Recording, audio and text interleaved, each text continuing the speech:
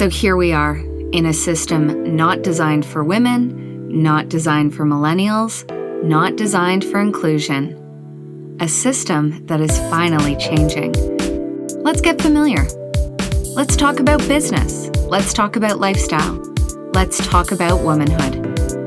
I'm Leslie Gray, bringing you passionate, informed guests to talk about millennial women building wealth, power, and influence in our modern era.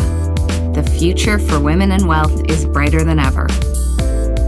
Welcome to Love and Dividends.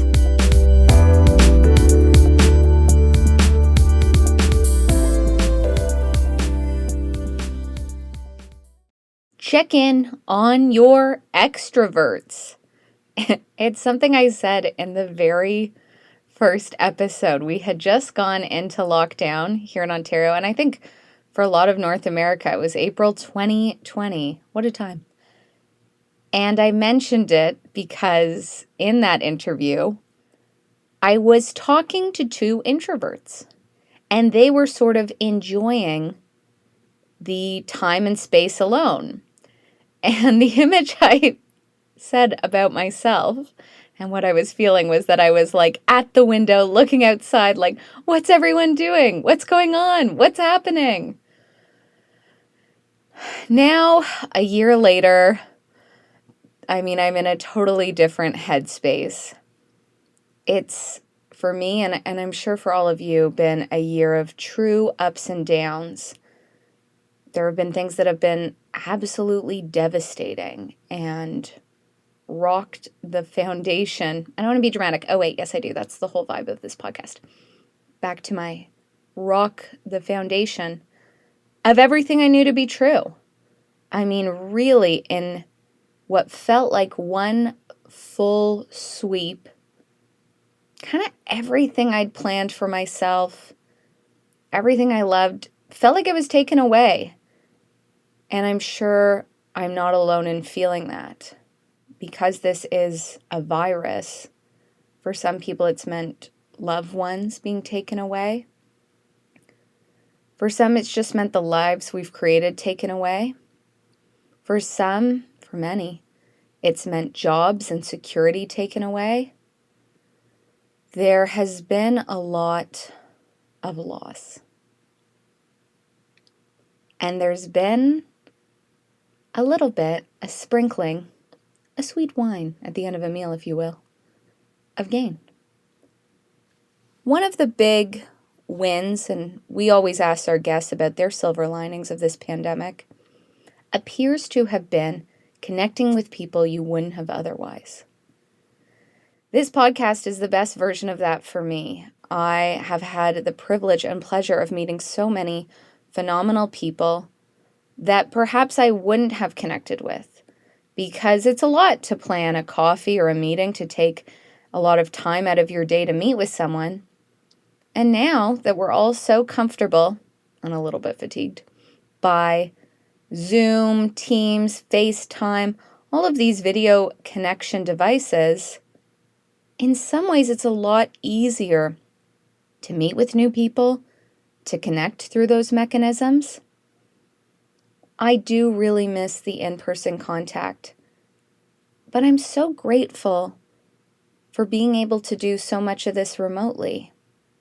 On a personal note, and tell me if this is happening to you, in a few different groups of friends, there is someone who left Canada for whatever reason to go to school, to get a job in the US in some cases, in Australia, in the UK. And what's been so fun is that when that group of friends meets up now on House Party or Zoom or whatever format, those people are included again. It's not just them flying in for big events. It's been so nice to have that connection. It's meant a lot to me. But I'm also getting a lot of fatigue from it. I'm sure you are too.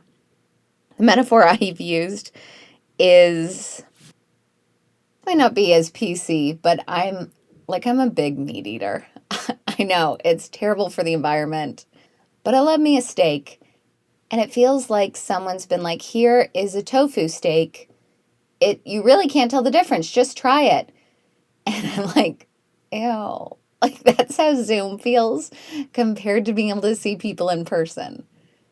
And while I'm like, yes, I'm grateful, it has all the nutrients you need, I'm glad there's a substitute, but like, please don't tell me this is the same. My love languages are physical touch and quality time, and doing it virtually does not really allow for a lot of those. I'm guilty of this. I was just called out recently, but it's hard to be fully present on a Zoom. The group I was with just full on were like, can you actually stop working and doing other things while you're on with us? Sorry guys. And yes, I can try. I will try. But it's not the same. This episode is really a callback to where we were a year ago. I've brought back on 3 of the coaches that we interviewed in season 1. They were all episodes people seemed to like and resonate with. Very different styles, but sort of 3 different money coaches who I think are doing really cool things for women, for money, in the space. The term finfluencer, financial influencer, was just coined, and these are some of my favorite finfluencers. Why I bring this up in the context of connection is I don't know that I would have connected with all 3 of them but for this time. Through the podcast, I met Jen. She was our very first guest, and she'll be the last coach we check in with on today's episode.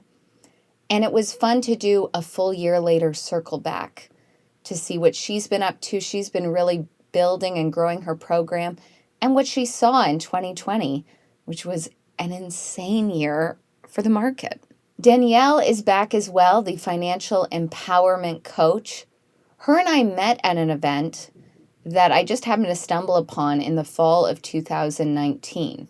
I want to share a little anecdote from that event because I am someone who, even though I talk about being an extrovert and like, where are the people? And I want to see my friends, I also am fiercely independent. So it's not uncommon for me to show up places with no one I know, just wanting to go in and explore.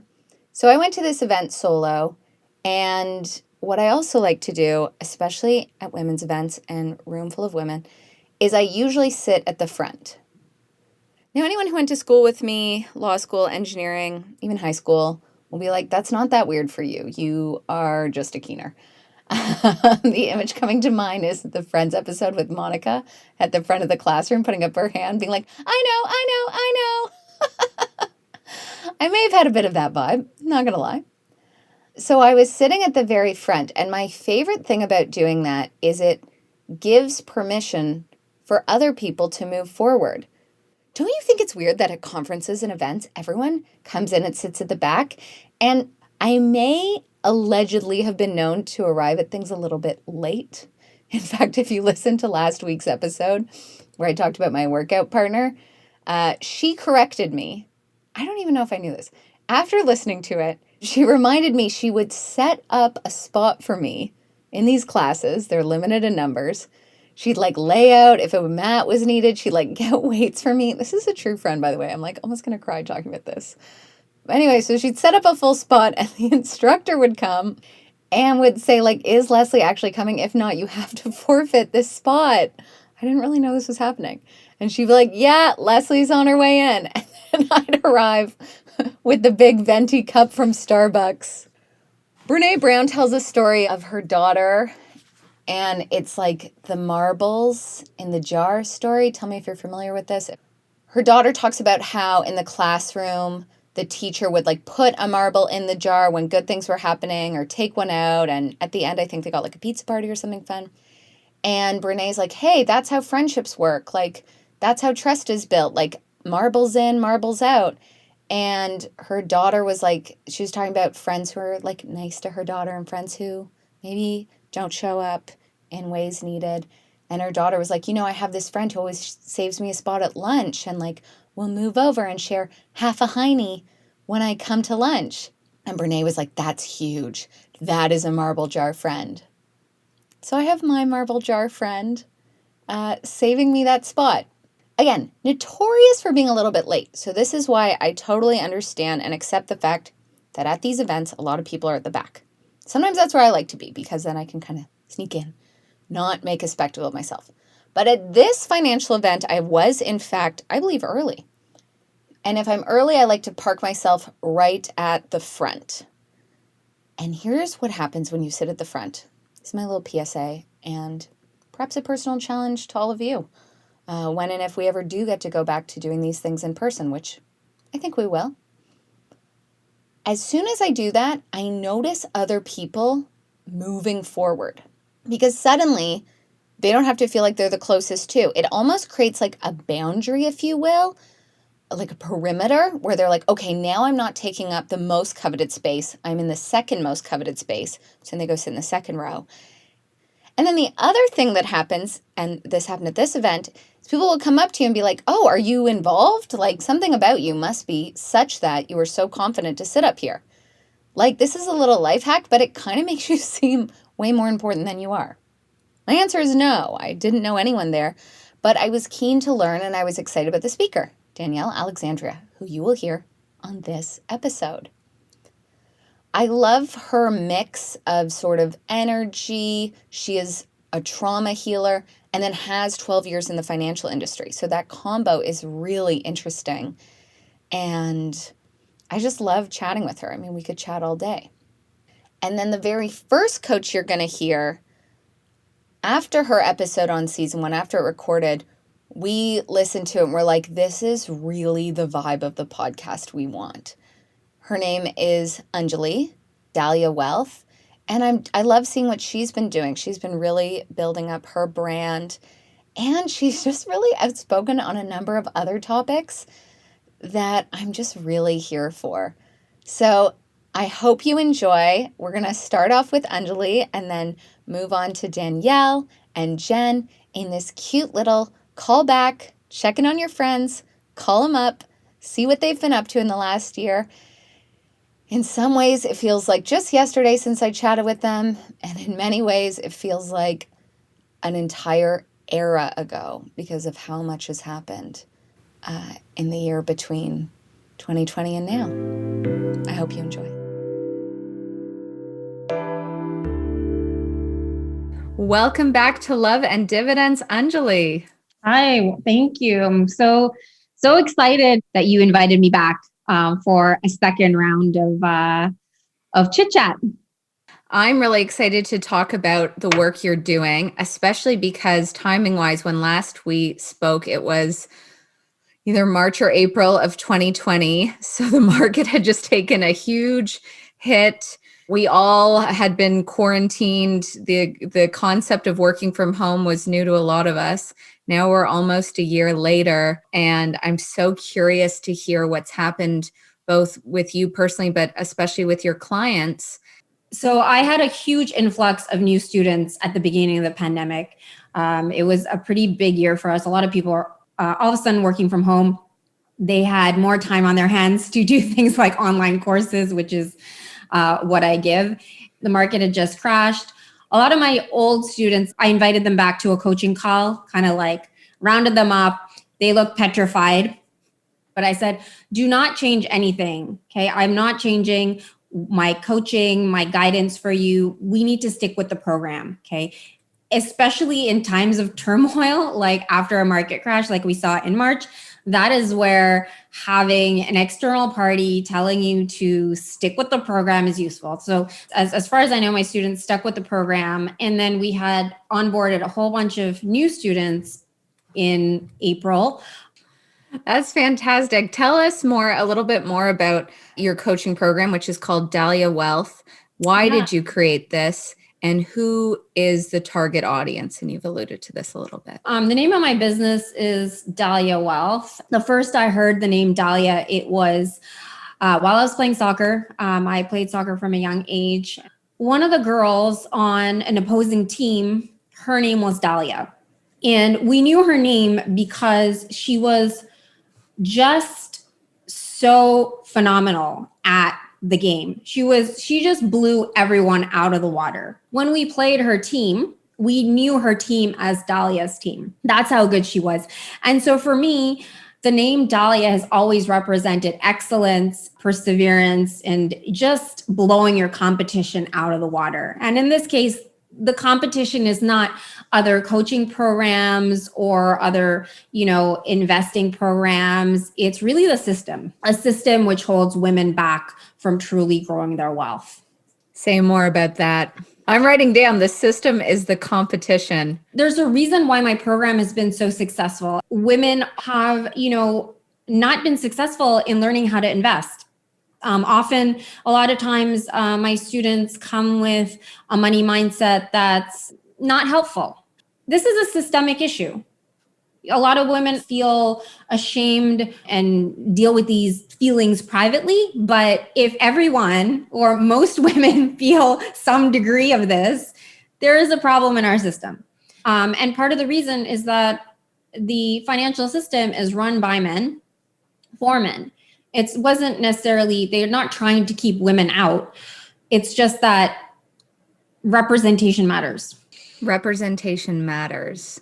Yeah. And so people like me, women of color, we're hugely underrepresented in the financial industry. That has societal repercussions. The lack of women in any industry has societal repercussions, but, I'm keenly aware of the societal repercussions for women and their wealth. And so on that note, women and their wealth, what is the biggest mistake that you're seeing, specifically when your clients come to you, these young millennial women, maybe something to do with their money? You've talked a bit about money mindset. How does that sort of play into all of it? Let's start with money mindset. We talk a lot about investment literacy or financial literacy. There are a lot of things that they don't teach us in school. They don't teach us how to put on makeup in school, but you better believe that we teach ourselves. Money is not, for a lot of women, is something that has always been elusive, that we've always had a difficult relationship with. And really, that is the source of our money problems, if I might put it that way. But the real problem is oftentimes deeper. If your foundation of how you think about money is unhelpful, your entire money house is going to be unstable. So if you've had financial trauma, whatever that means, it could be in adulthood, it could be childhood. If you've experienced financial abuse, if you've experienced poverty, if you've experienced not just poverty, but scarcity, like a scarcity mindset. A lot of middle-class families teach their children to have a scarcity mindset unknowingly. Like my parents, did not necessarily teach us that money was abundant. Money doesn't grow on trees over and over. And I'm an engineer, and I'm like, but the thing is, paper, I think, does come from trees. So one, that's just factually inaccurate. But yeah, I think there was like almost a point, if I may, pride of teaching your children scarcity mindset. There's like a point of pride of being like, our kids know that they can't just have anything. They have to work so hard and be a little bit miserable all of the time. For people who could be your potential clients or anyone listening who wants to become that level of boss lady, what's one action they can take today to become empowered, other than, of course, taking your course, which is a great step, and we'll link to it. So what would be, one step today that someone listening who wants to get empowered could or should take, or a couple steps? Going back to the mindset business, know why you're investing. Know your why. We talk a lot, this idea of your why. It is entirely relevant when it comes to investing. Why are you investing? We have to invest for a retirement. That's kind of a given. But there might be other reasons as well. We call them our best life scenario. So I ask, what is your best life scenario? If money weren't an obstacle, how do you see yourself living your life differently? People come out with all these beautiful ideas of how their life would be different. And that is hugely powerful. Budgeting works for some people, but an Excel spreadsheet does not tap into that deep emotional reserve we have. And that is where motivation comes from. deep emotions. Superficial motivation can only get you that far. Love and emotions get people to do things that they otherwise never would. You're very outspoken. I know you talked about this earlier, but the differences between men and women when it comes to wealth. And a number of people who listened to the last podcast episode, I think what you exactly said was, quote, men are taught to be investors because becoming wealthy is something to strive for, and women are taught to be savers and caretakers, end quote. Yeah, that is still true. Unfortunately, a year later, that is still true. And women are just taught to think about money differently. It's generational. You know, we talk about like generational wealth, generational poverty. There's also like it's around along gender lines as well. To reinforce that, it's like just like a bad cycle of us learning certain things from childhood and then it being reinforced in the media. I love social media for all the memes out there and investment tips for men. Invest in Bitcoin, invest in Facebook stock, invest in Tesla. Whereas, money advice for women, 20 ways to save money on your groceries, tips to spend less on your makeup routine, how to make more food more at home more often, which are all good things. The tips that are given to us are about saving money, and the tips that are given to men are about growing wealth. It's so true. And I know I remember reading a meme. It was actually, again, a really close male friend of mine from law school. It was like women will spend $2 on something that's $3 because they saved, and men will spend $4 on something that's $3 because they saved time. And it's because men put a value on their time. He's like, I will pay a premium. And it's so accurate to be like, here, now I don't have to worry about it. And it's women, and I was guilty of this too, will like race around. It's that whole thing where you're driving to like 5 gas stations to save on the gas. And by the time you've driven to the cheapest one, you've actually spent more. Like, I think there's so much of that in especially women's bias. And I've heard so many men, and I just watch them all the time value their time so much and put a high dollar value on their time. And women do the opposite. And I still love a good deal, but I think where deals and saving, that was a money mindset I really had to get my head out of. Right. So given that money is all about compounding gains, what's something you wish you'd known or done sooner with your finances? This is the I wish that I knew what I know now when I was younger question. I wish I would have had someone like me showing me the ropes. I invested through a bunch of mutual funds and didn't know what I was doing. I lost almost all my money. All these things that happen to almost every single novice investor. If I could go back in time, the best thing would have been to have a mentor or a coach. It just didn't kind of exist, So the next best thing was my dad, who was like, oh, look, I found these mutual funds. Are you interested in investing with me? and then there are times where I was sitting on a lot of cash because I was scared. Like everyone else out there, I was scared, after stock market crashes, I was scared. Now, like I've seen 4 proper crashes, and now I'm like roadworthy. I'm bulletproof. I love roadworthy. She bulletproof. It is what it is, and you do better when you know better. This is what I tell anyone that comes my way who's like, oh, I have regrets and I wish I'd saved more and I wish I'd started investing earlier. You do better when you know better. And it's never too late to reap the benefits of investing. It's never too late to finally feel in control of something that's always eluded you. Beautiful.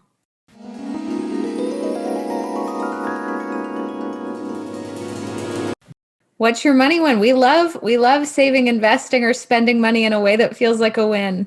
My money win was exactly this: is learning to spend and enjoy and not feeling guilty.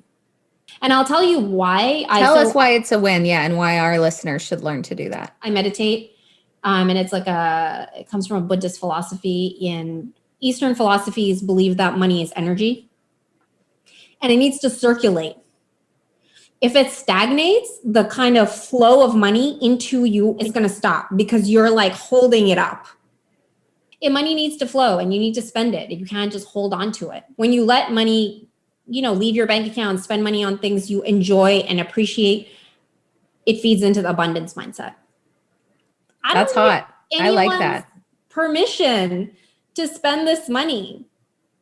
I am doing what I want. I'm the financier. I love being the financier. It's great. It's great. It's such a powerful feeling that honestly, I wish more women could feel. I'm excited for more women to feel it. I think we're getting there.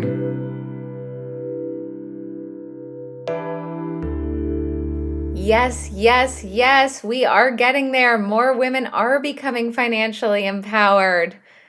Let's check in with Danielle Alexandria, the financial empowerment coach, who is an educator, coach, writer, and speaker with a twist, a deep love for trauma healing.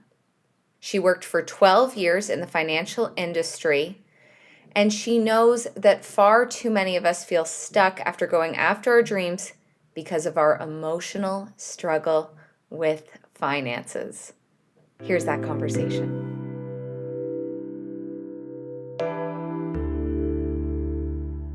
Hey, Danielle, thank you so much for coming back on the podcast. My pleasure, Leslie. I'm really excited to be here again. You are a coach who teaches financial empowerment. Do you want to tell us a little bit more about that and what you've been seeing this last year? When I talk about financial empowerment, really what I would say is, first and foremost, I feel like I'm here to help people become empowered. And I feel like I use money as the tool to help them reach their own empowerment in themselves. So a lot of times people come to me and say, Danielle, I've got these issues with money. And then like within a first coaching session, it's like, oh, it's all the other stuff I never dealt with, So it's like money is just this energy reflecting your empowerment or lack thereof back to you.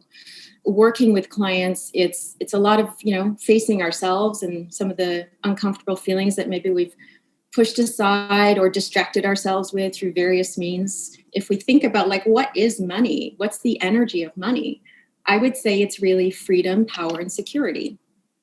So if a person has blocks in themselves where they're not a match to that, well, usually money is going to be a problem. What are the actual issues when people think they have an issue with money? What would be some examples of the actual issues they're having? The issues are showing up in money. So it might be like your relationship with money might be you just can't get out of debt, or you have like compulsive spending, or you hit an earning ceiling in your income all the time. So these are showing you, hey, you're not like continually increasing. You're not growing. So there's definitely blocks there. So I feel like we can use the person's relationship with money and the patterns to say like, okay, there's something going on here. So if somebody is not empowered, what does that mean? It means they give their power away. So typically the kind of person coming to me is somebody who still is giving their power away. Typically it's from, say, childhood. They had difficult parental relationships where they couldn't really be in themselves. They couldn't stand in their power and be respected and loved and accepted.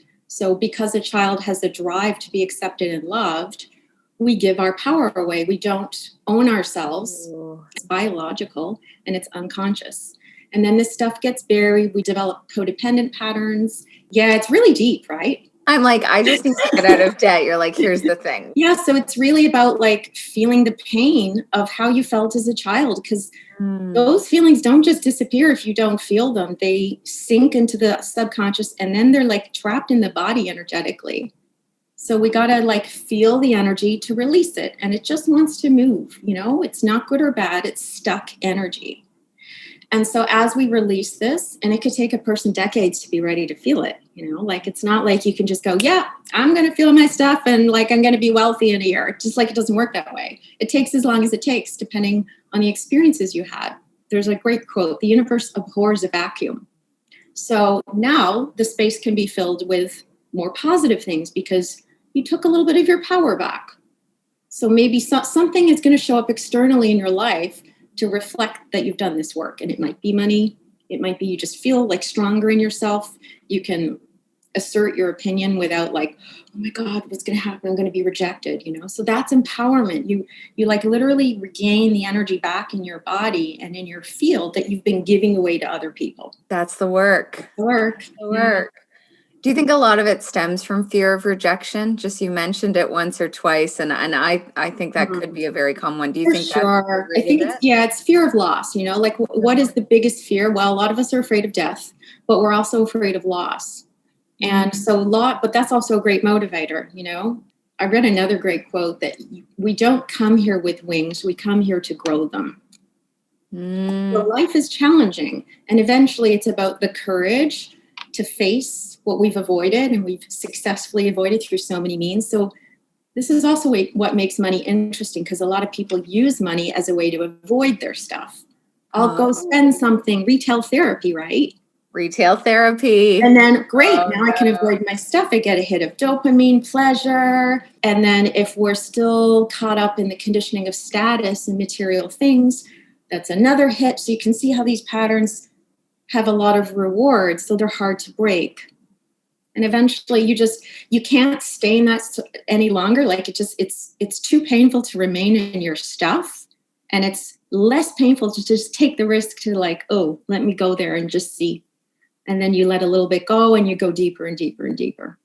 And do you think specifically for women, that females are more prone to this sort of thing? Mm-hmm. And sort of why and what can we do? Yeah, I definitely think so. Historically, if you look at women over many generations, powerful women were not accepted by men in society. We're still in a patriarchal world, although I would argue that is changing quite significantly now. However, the nature of trauma is it's not only something you have, you incur in a lifetime.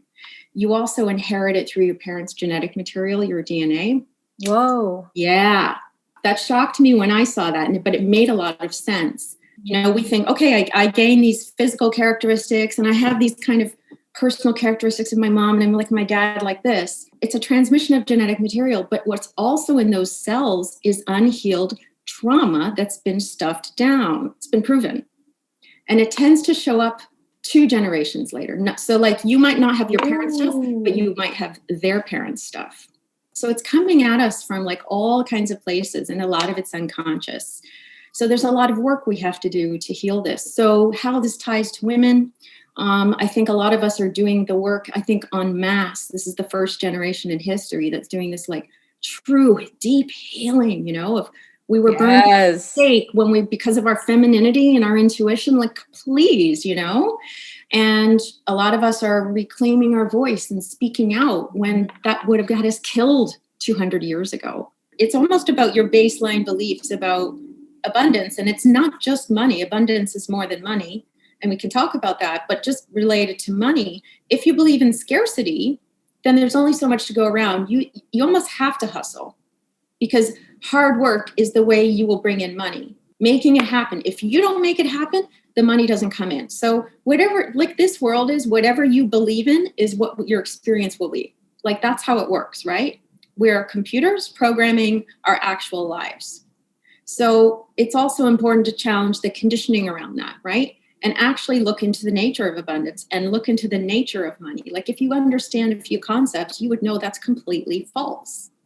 Yeah. What would you say to someone who's oh, well, there only is so many jobs, or sort of comes to you with those scarcity beliefs? So I think, again, a lot of it is conditioning, because we've been conditioned to, go to school, get a good job, buy a house in the suburbs with the white picket fence, have 1.8 children, hustle to save 10% of money in our working careers. And then we retire. Hey, now you're home free.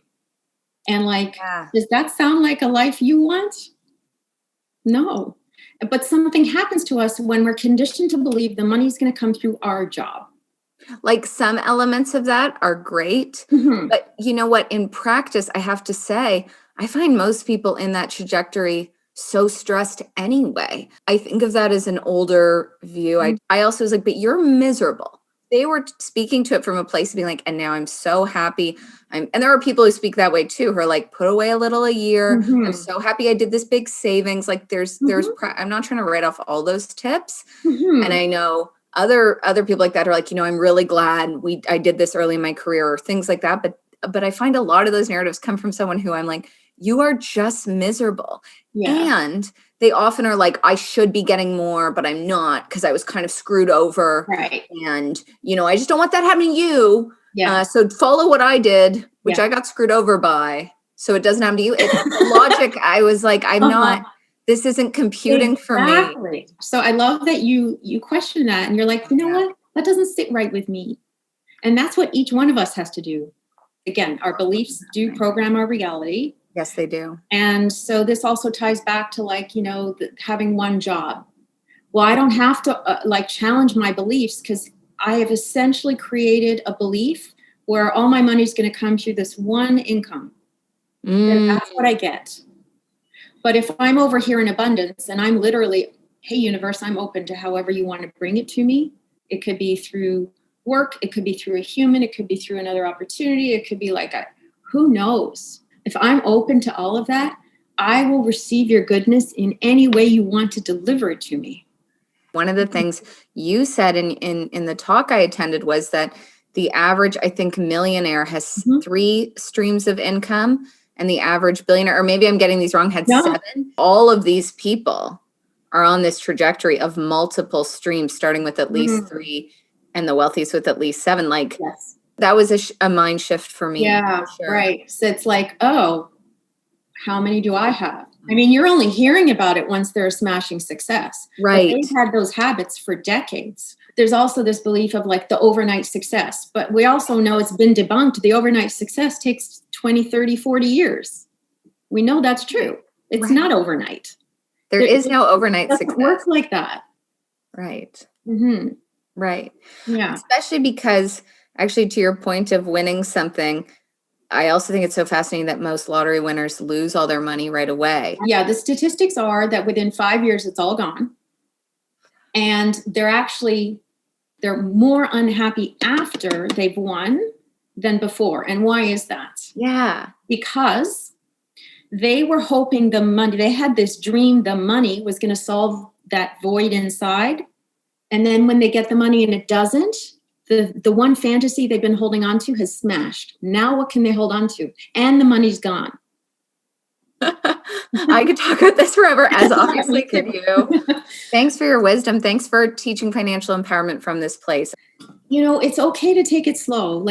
I feel like there's pressure. We need to learn how it works all at once. And oh my God, I don't know anything. And actually, I didn't really answer your very first question, which is what am I seeing right now in the last year? Oh, right. We didn't get to that. But what I'm seeing is actually a lot of women realizing they don't understand money and financial literacy and taking action to learn about it. So I feel like the pandemic, in a way, has had this positive result of waking people up a bit and realizing, I really do need to learn how this works. And I wasn't taught in school, neither was I, so I'm going to have to take matters in my own hands. And I think it's important to pace that journey because it took me many years and I'm still learning, 15 years later. And you're not going to learn everything in one night and in one go. So it's don't put the pressure on yourself that you should. And I notice a lot of judgment, women feeling, I'm so behind. I wish I started investing earlier. I wish I knew how it worked earlier. And it's really don't beat yourself up because in your 30s learning about this, you have decades to create wealth. In fact, it's not late. I have clients coming to me in their 50s. I mean, that's a different situation. We have to look at a different strategy, but it's you're not too late. Don't beat yourself up. If you're really motivated, you can absolutely create life-changing wealth. I would say in 5 years is completely possible, especially now. So it's again, coming back to the compassion. It wasn't safe for you to learn about it yet. You were too intimidated by it. There's a good reason for all behavior. And I think when you learn a bit about trauma, you realize that. So yes, my advice is great. You should be interested in learning about it and just pace the journey. And I love too, it wasn't safe then. Now it's safe. If you could learn a little bit about trauma, so you just have a little more compassion for yourself earlier on, that I think that would pay such dividends because less judgment, less negativity, less beating yourself up, less comparison, less listening to others outside of you, less giving your power away, and more being with yourself. But at the same time, if it's unsafe, you're not ready. So, I do believe there's timing for everything. You're ready or you're not. It's safe or it's not. So, but if I could have just learned that when I was younger, I think that would have definitely helped me.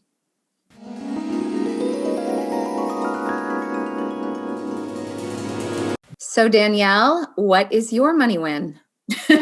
Well, this is funny timing because I just sold a stock today and I made $8,000. So I'm really happy about that. Trading. Ding, ding, ding, ding, ding. Yeah, not too bad. So good. Will you tell us what the stock was, or you don't have to? Related to Bitcoin.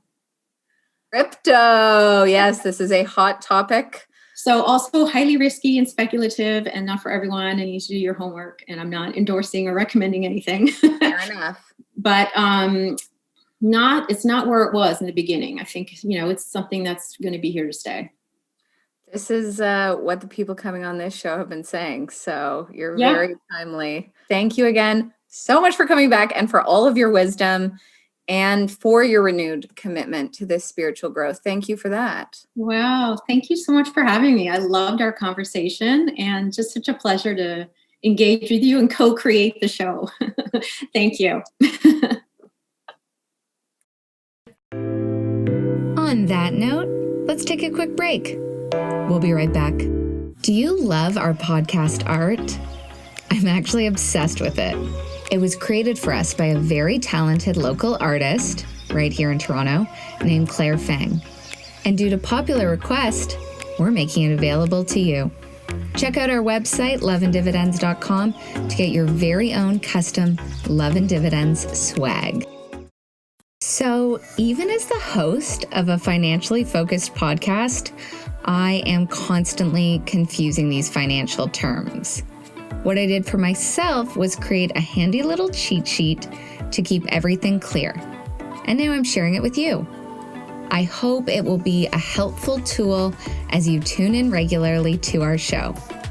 I don't love the term cheat, but I love the idea of a cheat sheet. Sign up for our mailing list at loveanddividends.com to get a free copy of my beautiful Love and Dividends cheat sheet emailed right to you. We love when women invest and make big wins off that investment. One of our favorite guests to talk about this is Jennifer Schell. She is the CEO and founder of FinLitty. It's an engaging place to learn about finance and investments. She is passionate about wealth management with over 15 years of financial experience at 6 of Canada's largest financial institutions. She has created a new system where you can find out your investing profile and the ways that might work well for you. Enjoy this fun conversation with this powerhouse woman, and maybe it'll be what you need to start investing. Enjoy. Hi, Jen. Thank you so much for coming back on. Hi, Leslie. I'm glad to be back on. So congratulations on starting FinLitty, your new program. Can you tell us a little bit about that, how it came about, and who is it for? I was frustrated that it was really hard to find quality financial information. It's really difficult to get quality financial information unless you have substantial assets under your name. So I know. Oh, yeah. Yeah. So we're looking at, minimum 250,000, and they keep raising the bar every year. And I would say over 90% of brokerages in Canada operate this way. So if you want anything else other than mutual funds, it's very difficult to find quality advice. The whole system's based on investing. You get your 5 to 8% per year. You call it a day.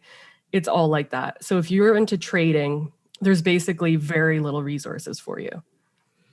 Yeah, I've noticed. And then, we get into the gaps between, okay, so there's a certain threshold just to get in and get good advice.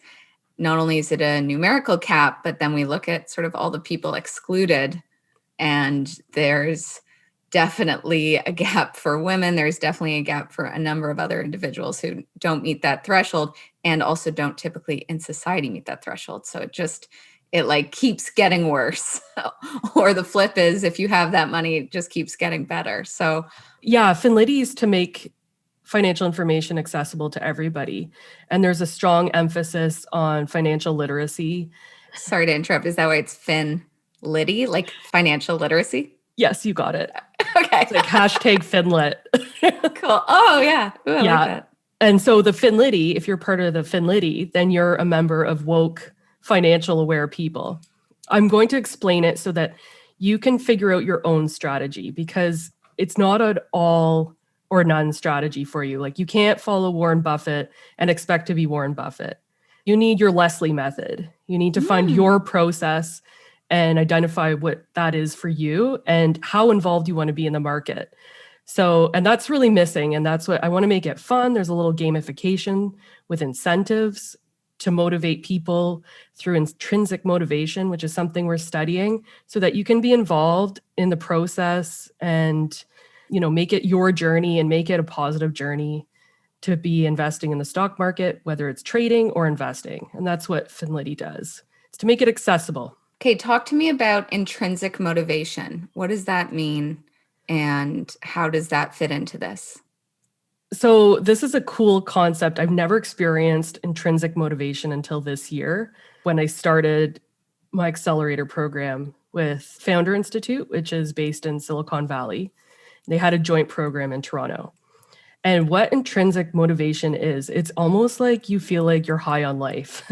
It's like you cannot stop. It's the most amazing That actually feeling. is how I live, though, is the thing. No, but go on. You've already found it. It took me almost like 40 years to find my intrinsic motivation. Yeah, like I've always loved the markets and had a passion for it. But now it's like I cannot sleep. It's like you're just so excited to you want to get back on that computer and you want to research, or you want to get into it and you want to see what's next for you.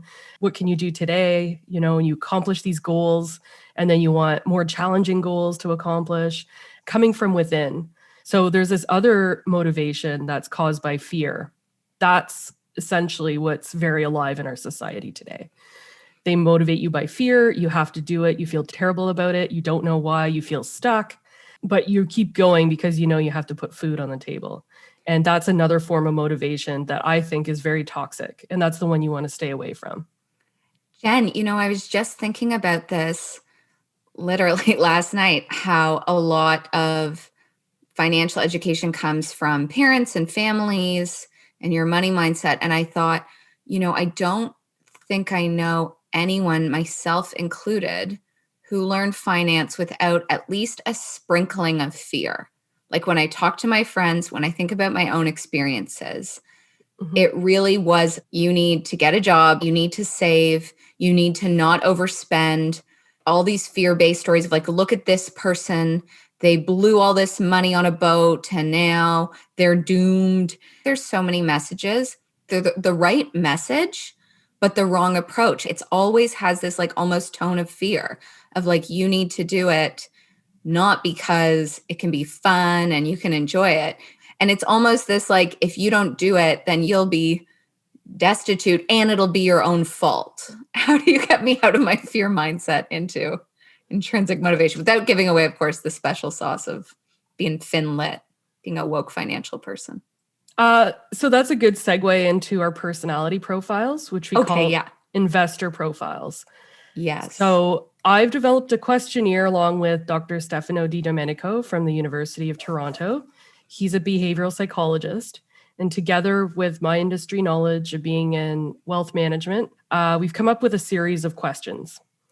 Those questions are really meant to do that. And so our study, we need 1,000 people to do it. So please take our study. We promise you'll get a really nice in-depth personality profile, which will be scientifically valid. Yeah, and that's what they tell you. And that's a common narrative in the industry. So it's really important to stay grounded with your core values that are important to you and not the other values that have been passed down from your parents or from society or from your teachers. And, they really like to pigeonhole us and say, hey, you should be a lawyer because it makes money. No, totally. And like, there's some reasons why it's great to be a lawyer, but the make money one, I think, disheartens at least a lot of my peers. Yeah. So I love the idea of core values and sort of your motivation for doing something. There's a lot of good reasons to be a lawyer, but I think any profession, the idea of doing it to make money isn't ideal. And if you can lead with your heart and you're really good at what you do and it brings you satisfaction, then you're in the right place. And there are a lot of people who are risk adverse. And being a doctor, being a lawyer, being an engineer, those are the right places for you. Or, being a teacher or educating. And it's like, that's okay. And you know what? Allow yourself to enjoy your passion, but you can still invest and be successful. It's just that maybe you shouldn't be a day trader. It's probably not appropriate for you. Right. When we were talking about some of the answers to your personality profile, I would assume that you're either a president because you like stability and consistency and numbers, and they tend to be more on the, consistently professional side, or you'd be an emperor, which is highly analytical. They're all empowering titles. They're working towards your strengths. So let's take emperor, for example. Yeah, I hoped you'd pick that one. Yeah. Okay. So your cute. Emperors are very analytical. They tend to be more on the investing side because you need to evaluate the fundamentals and take time in your decision making to make a decision in the market. And so I would say a lot of doctors fall into that category. They want to make sure there's stats behind everything, that it's been proven. The downside to that is that you can be a perfectionist and that you're overly critical on yourself and that you don't give yourself permission to fail. And if you don't give yourself permission to fail... This is accurate. This is the problem with all these. Yay. No, I'm not overly perfect. Me? Uh-oh. Okay, go on. So we would work on that, right? And help you come to a decision a lot quicker. Something that you feel comfortable with and allow you to make a couple mistakes and then forgive yourself for making those mistakes. It's okay to make mistakes because that's how you learn and that's how you grow. We take, your strengths, emphasize those, being analytical, give you some nice structuring around that. And then we also throw you in situations that will make you feel uncomfortable so that you can defeat them. And by defeating those, we create intrinsic motivation. And this framework to me just seems so fun. Like I'm already having fun talking about them. It seems like actually a way better way to communicate these things. Yeah, when you were on our show last, you brought up this term as well. I'm glad you said it, capitalist activist. What is a capitalist activist?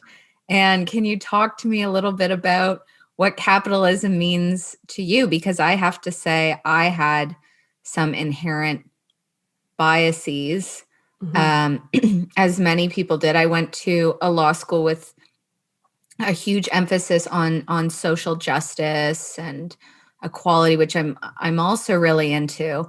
And I think there can be a misconception that capitalism is the opposite of that. I don't necessarily think so, but can you sort of comment and tell us what a capitalist activist is? When you take a look at capitalism, it's like making a company or a product or a service that people want, and you're excited about the business and you're entrepreneurial, and there's no cap to your potential.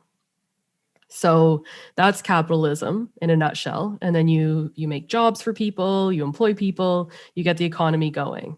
It's all within the free market. And it's pretty much what our North American society is based off of. Being an activist of capitalism, it's like what I call sustainable capitalism. So non-toxic capitalism, which means that you act with integrity and you produce or you invest in things that are meaningful, like I said, like, the environmental, social, and proper governance, diversity in workforces, investing in companies that are going to do things like cure cancer or help mental health, like just investing in companies that are good, and avoiding companies that are evil and destructive and have poor human rights conditions. And that just violate your own core values of what you think is good and what is not. Yes, capitalist activist Jen Schell. What advice would you have for someone starting out with investing? Obviously, take the quiz, do Finlitty, but outside of that, what would be sort of a first step maybe they could take today to get started? First of all, figure out what your career is. If you have a job, have that job, live within your means. Come up with your expenses. If you can afford a Starbucks latte every day and you're happy with it and it brings you joy, just do it. Don't deprive yourself of the little things because those are the things that are going to keep you going and on your way to success. Start saving for, like I said, start $1,500 because the transaction costs are going to eat all your profit away right at the beginning. That's why I say $1,500 is a good starting point. Save for that. pay off all your credit card debts. Try not to have any balances on your credit cards before you do anything else. There is time. If you're young, there's time to keep on going. Like I said, you need 5 years to totally change your life around.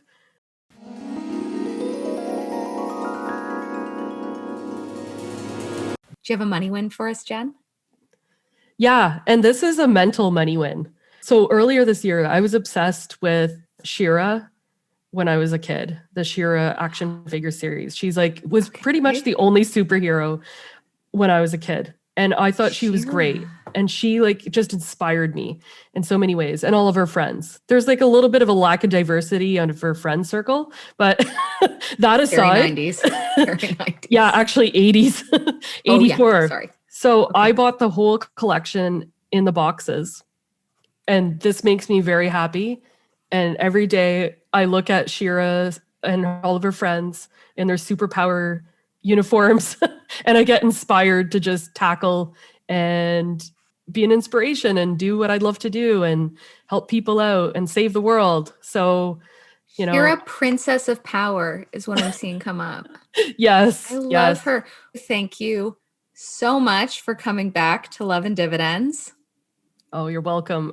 This was a lot of fun. I'm so glad that I did this. And what you're doing is fabulous too.